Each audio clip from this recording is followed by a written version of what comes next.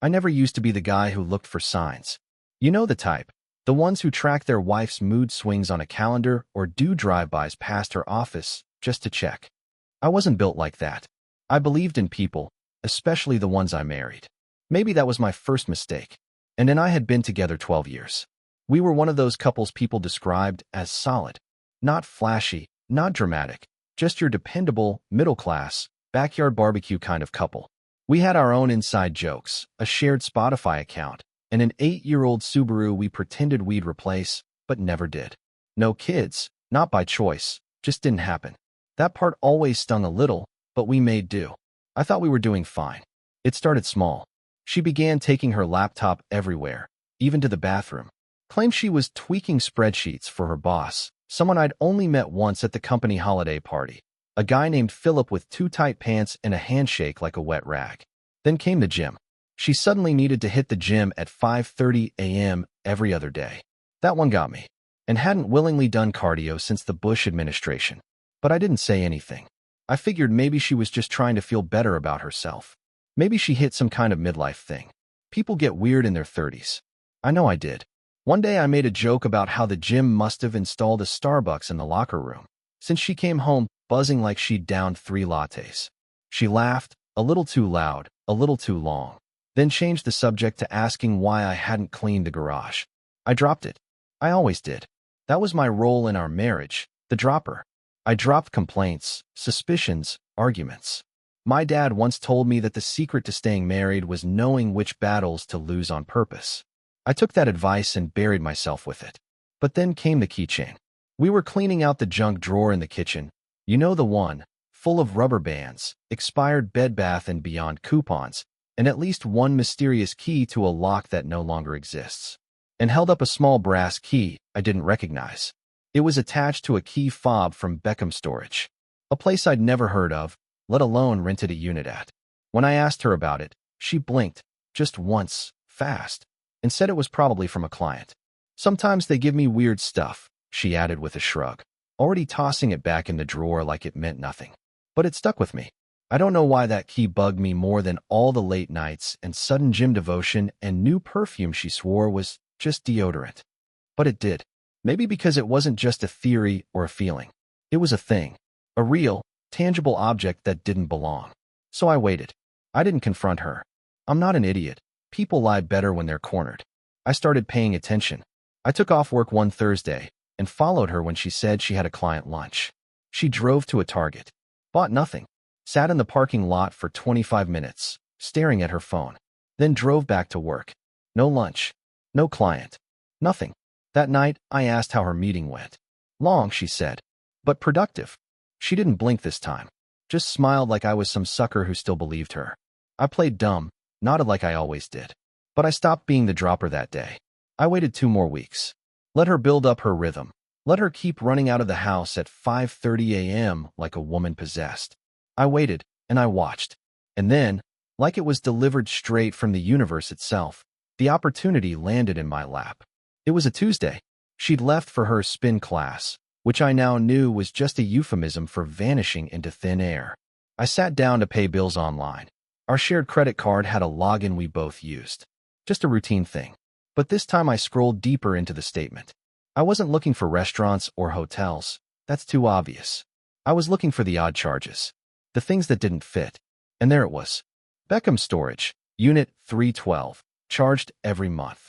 $98. Not enough to flag suspicion, but regular, predictable, and definitely not mine. I Googled the place. It was 15 minutes from her office. I wrote the address down and slid the piece of paper under a pile of takeout menus. She wasn't going to confess. That much was clear. But I didn't need a confession. I needed proof. And the next time she hit the gym, I'd be there, too, just not for cardio. This wasn't just about cheating. This was about the fact that she thought I'd never catch on. That she thought I'd keep dropping every red flag like it was a sock on laundry day. That I'd never have the spine to look. But I did. And what I found in that storage unit didn't just crack open the lie. It blew the whole thing wide open. I didn't go right away. That would have been too easy, too impulsive. And if this whole mess had taught me anything, it was to stop reacting and start watching. So I waited for the next gym day, which, surprise, surprise, was always Tuesday, Thursday, and sometimes Sunday if she was feeling especially tense. Thursday morning, she left like clockwork. Yoga mat in the passenger seat, earbuds in, that fake, I'm being healthy, bounce in her step. I gave her away from the porch, coffee mug in hand, acting every bit the clueless husband. She waved back with that same smile I used to believe in. God, I used to believe in that smile. 10 minutes later, I was in my truck with the address for Beckham storage punched into the GPS. The place was one of those suburban row of boxes kind of setups. Cheap concrete buildings, red metal doors, a keypad at the front gate, and a sign in the window that said manager on site. I parked a block away and waited. I didn't want to be seen. I didn't know what I was looking for, exactly. Maybe her car, maybe someone else's. Maybe her walking in with gym clothes and walking out with secrets. At 6:18 a.m., she pulled up, right on time. She looked around like she always did when she thought no one was watching. I wonder if she knew how obvious that move is. Guilty people always scan their surroundings, not like they're afraid of being attacked, but like they're afraid of being seen. She keyed in the code, and the gate rolled open. I watched her head to Building B, Unit 312. She didn't even hesitate. She opened it, stepped inside, and pulled the door down behind her. I waited 20 minutes. Then I drove home, heart pounding, and called in sick to work. Not because I needed the day off, but because I wasn't letting this sit. I needed answers. Clean, undeniable, time-stamped answers. Here's where it gets interesting. And had this weird habit of using the same password for everything. Our Netflix account, our smart thermostat, even the app for the grocery delivery service. And I remembered something from about a year ago. We were sitting on the couch, and she was trying to order a standing mirror for the bedroom. I remember her saying, "Ugh, I wish Amazon would let you use the same login everywhere. These separate accounts are ridiculous," which meant she probably used the same email for everything. So I logged into our home desktop and tried something. I entered her email into the login for Beckham Storage's customer portal. Forgot password. Reset sent. Now here's where it gets a little embarrassing. The email auto-filled. Her inbox was still logged in on our shared computer. She never logged out, and I never looked. Until now. Click. Reset password. New one. June Blue 312. She'd used some variation of that on our Hulu account. And I went. And there it was. Her billing history, unit access times, and, jackpot, an option to view the security camera logs. Beckham Storage had a camera mounted at the end of each hall. I pulled up the log for Unit 312. The motion-activated clips went back 30 days. I started clicking. The first few were just her. In and out. Always early mornings or late evenings. Always alone. Then, on the third video from last Tuesday, I saw someone else. A man. Mid-30s, tall, dark hair, business casual. Not someone I recognized. Not a neighbor. Not a coworker I'd met. He walked in behind her like he belonged there. She held the unit door open for him. She smiled. That smile again. The one I thought was mine. They stayed inside for 26 minutes. When they left, she was adjusting her shirt. He was laughing. They didn't kiss. They didn't hug. But they didn't have to. Anyone watching could feel it. But that's not what broke me. It was what he was carrying. He had a large, flat item under his arm. It looked like a binder. Thick. Like a portfolio. He opened his trunk, placed it inside gently, and she closed the unit. They didn't speak after that. He got in his car. She got in hers. Drove off in opposite directions. I stared at the screen. I don't know what I expected to feel. Anger? Shock? Betrayal? I felt insulted. A storage unit? Like we were characters in some off-brand soap opera? I expected more from her. I really did. But I wasn't going to storm over there and make a scene. I didn't want to feel anything anymore. I wanted to understand. So I did what any sane, emotionally destroyed husband would do. I signed up for a new unit. Right there in the same building. Building B, Unit 310. 2 doors down. I drove back. Same guy working the front desk. Didn't even blink when I said I needed a space to store some old furniture. Gave me a key and wished me luck. That night, I went back. This time I brought gloves, a flashlight, and a tiny $60 camera from the hardware store that streams live to my phone. I opened Unit 310 and stared at the identical steel walls and concrete floor. Then I got to work. The vent between the units was just a plastic cover. Pop it off, and boom, a view right into 312. Not full, but enough. I didn't have to wait long. That Sunday morning, at 6:14 a.m., my phone pinged. Motion detected. I opened the feed. She was back. And this time, she wasn't alone. Same guy. Portfolio again. Only now, he opened it up right there on the ground. Inside were documents, photographs, sketches, things I couldn't quite make out. But she was pointing, explaining, moving her hands like she was directing some kind of art exhibit. He nodded, took notes. Notes. And then I understood. This wasn't just some affair. This was a project. A life being built. With someone else. That's how I found out. Not through a text. Not from a hotel receipt. Not from some friend who thought I should know. I found out because I finally stopped being the guy who dropped everything. You'd think confronting your wife about cheating would be the big, climactic moment. Tears. Screaming. Maybe one of those overly dramatic speeches people give in movies about what we meant to each other. But no, that's not how it went down. It was a Tuesday. Same one as always. I planned it like a boardroom ambush. You know, when someone thinks it's just a status update but halfway through they realize they're being fired. That kind of vibe. I made dinner. Something simple. Nothing too sentimental. Just chicken and green beans. Her favorite, but not in a romantic, let's rekindle things kind of way. More like, hey, remember when we were normal? She came home late, said work was a nightmare.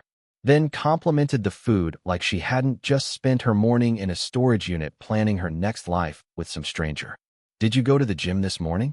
I asked. She didn't even blink. Spinning class. Brutal instructor today. Right. So I said, we should go away for a weekend. Just us. Cabin maybe. No phones. Just the two of us. She paused. I don't know if I can swing that with work. Come on, I smiled. You deserve a break. Or at least honesty. She froze mid-bite. What? I leaned back in my chair, crossed my arms, and gave her a long, hard look. Beckham Storage. Unit 312. There it was. The blink. One blink. Fast.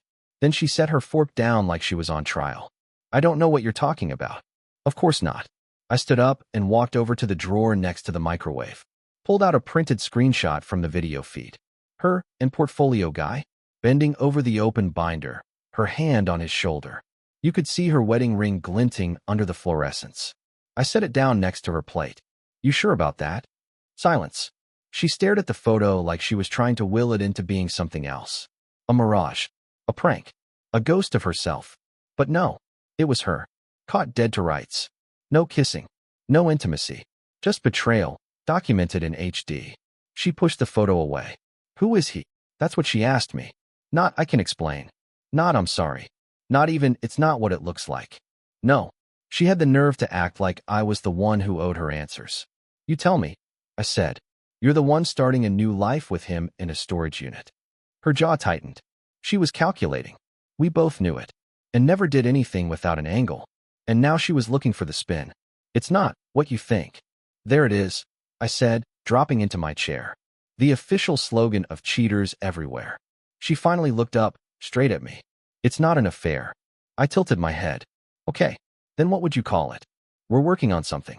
A business. It's a startup idea. I laughed. Not the amused kind. More like the are you kidding me kind. Oh, so the secret storage unit meetings and the undisclosed monthly withdrawals are just part of your entrepreneurial spirit? I didn't tell you because you'd shoot it down, she said, voice rising. No, you didn't tell me because it's personal. Because it's not about a startup. It's about a backup plan. You're building a life with a plan B while still cashing in on plan A. She got quiet again.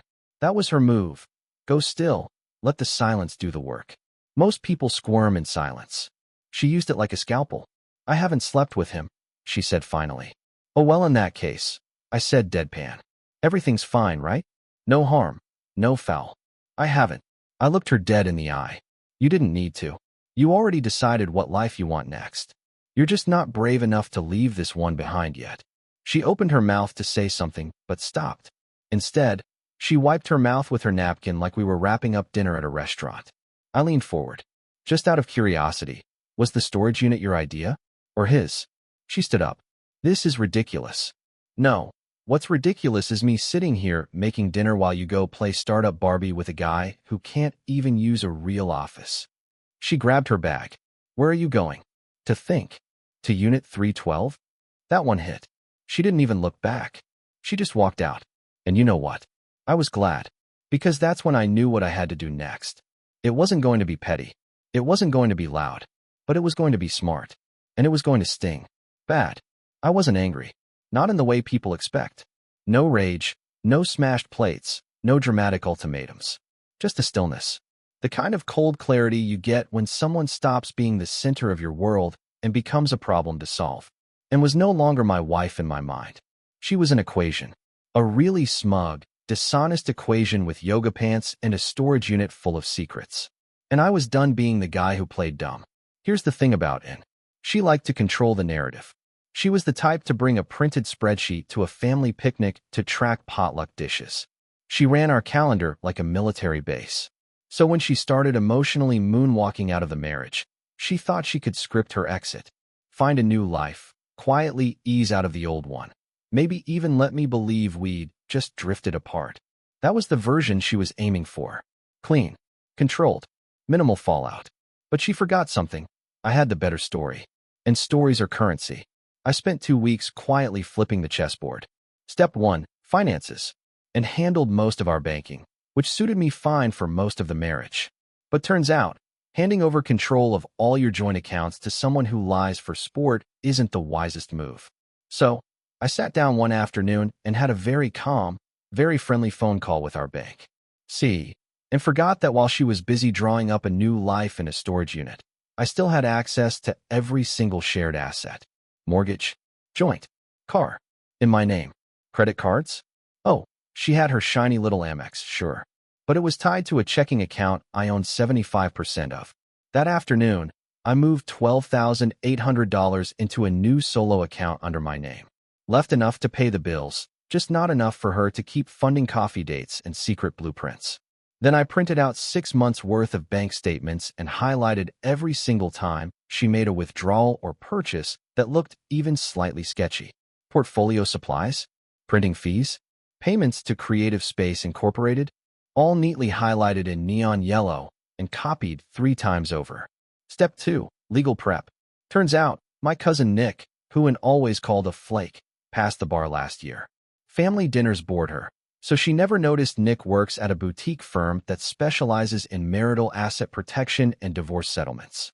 We met for lunch at a diner, and I laid out the whole story. Nick was quiet for a while, then said, "She's building a business with someone else using your money. You realize that, right?" Oh, I realized. He gave me a checklist. Transfer non-joint valuables out of the house, secure passwords, document everything. Done, done, and done. Step 3, exposure. But not public. Not tacky. I'm not the guy who posts screenshots on Facebook with cheater in all caps. I wanted precision. So I planned an event. It was her birthday. She always insisted on hosting a dinner party at our house. Said it was the one night a year she wanted all our people under one roof. I smiled and said I'd handle everything this year. Catered dinner, wine, a Spotify playlist she made herself last year. I recreated it down to the exact track list. She suspected nothing. She came home that Friday night glowing, probably assuming I was over the confrontation, that I'd accepted whatever twisted, open-ended collaboration she had going on in her storage closet life. She walked in, saw the candles, the flowers, the appetizers. "Bryan," she said, beaming, "this is amazing." "Only the best for you, babe," I said. I could have won an Emmy for that delivery. About 25 people came, friends, co-workers, her sister, even her old boss. Everyone she wanted in the room. We made small talk, clinked glasses, talked about renovations that would never happen and vacations that would never be taken. Then I stood up to make a toast. I held up my glass. "Thanks for being here tonight. It means a lot to and to me. Birthdays are a time to celebrate, but also to reflect. And this year, I've done a lot of reflecting." And was next to me, smiling nervously. She could feel the tone shift. "I want to take a moment to appreciate the incredible project Anne's been working on," I said. She blinked. "Bryan." No, let me finish. I had no idea just how much effort she was putting into it until recently. So many early mornings. So much planning. And apparently, a secret storage unit. A few awkward chuckles. And went pale. I continued. "I've got to admit, I was surprised to find out. Especially when I saw the camera footage. And the billing history. And the meetings with a man none of us know. But what really impressed me, I pulled out a folder. Nick's work. was how detailed the financial records were. The receipts, the transactions, the dates. The room was dead silent. She looked like she wanted to disappear. I raised my glass again. To new beginnings. May they always start with honesty and their own money. Sip. No yelling. No scenes. Just a surgical strike. I didn't wait for the aftermath. I left the folder on the coffee table, walked out to the porch, and texted Nick, stage 1 complete. She followed me outside 5 minutes later. What the hell was that? She snapped. That, I said, was me letting everyone know you've already left the marriage. I just made it official. You blindsided me. I turned to her. You made a life without me. I just RSVP'd note. She tried to speak, but nothing came out. So I walked past her, into the house, grabbed my bag, which I had packed 2 days ago, and drove to my brother's place. That night, I slept like I hadn't in months. And I didn't drop anything. Not anymore. She showed up at my brother's house 3 days after the birthday party. I wasn't surprised, and never let anything sit too long. Not without spinning it, reframing it, or at least trying to shift the blame. She rang the doorbell like she had a right to still be on this side of my life. I opened the door. She looked rough. Not in the dramatic, mascara running down her cheeks way. More like someone who finally realized her audience wasn't applauding anymore. Hair tied back, no makeup, hoodie and jeans. Casual like she wanted to seem small. Less threatening. It was a look that said, maybe we can talk, without actually saying it. I leaned against the doorframe. You lost. She exhaled. Can we talk? I thought about slamming the door in her face. But part of me wanted to hear what story she'd settled on. So I stepped aside and waved her in. We sat at the kitchen table. She kept her hands in her lap, like she was trying to remember how to be humble. I didn't expect that, she said finally, voice low. That was the point. She flinched. You embarrassed me. No, I said. You embarrassed yourself. I just provided lighting and sound. She looked down. Bryan, I wasn't trying to hurt you. I scoffed. That's comforting. You only lied, snuck around, spent our money behind my back, and made exit plans without telling me. But no, definitely not trying to hurt me. I didn't sleep with him. You keep leading with that like it's a moral badge, I said. You think the bar's that low? You built a second life. You shared parts of yourself with someone else. Hell, you shared our money. But congrats, you didn't sleep with him. What do you want, a certificate? She rubbed her eyes. I didn't plan any of it this way. It just happened. Right? The storage unit rented itself. The portfolio built itself. And the monthly withdrawals? Magic. She didn't respond. Just sat there, taking the hits. Which, I'll admit, was new. I was lonely, she said, quiet now. You were bored, I corrected. Not the same thing.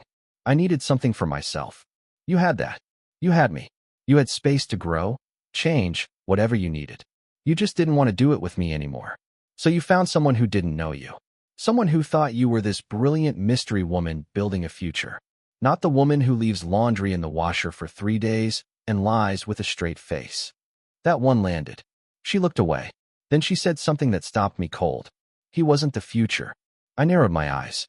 Excuse me. He wasn't my future. You were. I don't know. I wanted control over something. Something that was mine, without having to check with anyone or explain or compromise. I nodded. So you picked lies. Because they're easier than accountability. I didn't think you'd understand. No, you didn't think I'd notice. Silence. She reached into her bag and pulled out an envelope. It's everything. The receipts. The contracts. I've already removed my name from the storage unit. Closed the business license. It's done. I didn't touch it. Why now? I asked. Because I messed everything up, she said. And because, maybe I don't want to be the villain in your story forever. I looked her dead in the eyes. You don't get to decide that. She nodded slowly. So what now? I took a breath. Now you talk to my lawyer. You get your own. We handle this like adults. No games. No gaslighting. No revisionist history. She blinked fast. That's it. That's all that's left. She looked like she wanted to cry. I didn't stop her. I didn't comfort her. That wasn't my job anymore. She stood up. Paused. I loved you, you know. Yeah, I said. Just not enough to stop. And she walked out. No begging. No promises. Just a woman who finally realized the cost of thinking she could write the ending herself. Next up, the conclusion. When it's all settled. When the smoke clears. When I get the last word, not because I asked for it, but because I earned it. Divorce papers went through 6 weeks later. No mess, no courtroom drama. Just two adults sitting in a conference room, surrounded by lawyers and silence. She got the car. I kept the house. Neither of us wanted the damn storage unit. People keep asking if I'm okay. Like I lost something. Like I'm supposed to walk around in emotional bandages, replaying memories and crying into throw pillows. I'm not doing that. I'm also not pretending it didn't gut me, because it did. But the thing is, I didn't lose a wife. I lost someone who'd already left. It's a weird kind of clarity you get after the dust settles. You start remembering things differently. That joke she used to tell at every party? Suddenly not that funny. The way she used to brush her teeth with the water running, which always annoyed me. Still annoying. But now I don't have to pretend I'm fine with it. I started sleeping in the middle of the bed again. Weird adjustment. You get so used to leaving space, physically and emotionally, for someone who stopped showing up a long time ago. Now, I sprawl like I own the place, because I do. Every creak in this house used to remind me of her. Now it just sounds like a house again. A quiet one, but honest. One night, about a month after the papers were signed, I went into the attic to dig out some old camping gear. Figured I'd take a weekend trip. Alone. First time in years. While I was up there, I found a box labeled Bryan's Stuff, Office. Must have been from when we rearranged things last year. I opened it and found a pile of old notebooks. Stuff I'd written before we were married. Ideas. Sketches. Half-finished stories. And one notebook, the last one in the box, had a title scrawled on the first page in blue pen. Things I'll do someday. I sat there on the attic floor reading it for an hour. Start a woodworking project. Take a solo road trip. Go to a baseball game without checking in. Sleep in past 9. Host a poker night. Learn to make real barbecue. Simple stuff. But not the kind of things you do when your life revolves around someone else's orbit. I read it and thought, why not now? So I started. One by one, I did those things. I built a coffee table in the garage. It wobbles a little, but I made it with my own damn hands. I went to a Cardinals game on a Wednesday just because I could. I took a weekend trip to Colorado, sat by a fire, drank a beer, and didn't talk to anyone for 3 straight hours. It was glorious. And I started saying no more. No to social events I didn't care about. No to fake conversations. No to people who wanted to ask what really happened, like they deserved a behind-the-scenes tour of my personal collapse. But the best part? I stopped saying sorry for stuff I didn't break. I didn't cheat. I didn't lie. I didn't steal from our life to fund a secret one. I just believed too much in something that wasn't built to last. And that's not a flaw. That's a lesson. Last I heard, the guy from the storage unit moved to Portland. Her startup never launched. She posted a photo on Instagram last week. A latte, a laptop, some vague caption about new chapters. She's still chasing her better version. I wish her luck. But me? I'm not chasing anything. I'm building. Reclaiming. And you know what? I'm not angry anymore. Not bitter, either. I'm just free. And for the first time in years, maybe ever, that feels better than being married. So that's the story. Not the one she'll tell at parties. Not the one with the polished ending or mutual understanding. This one's mine. And it ends with me finally choosing myself. No storage unit required. Subscribe to the channel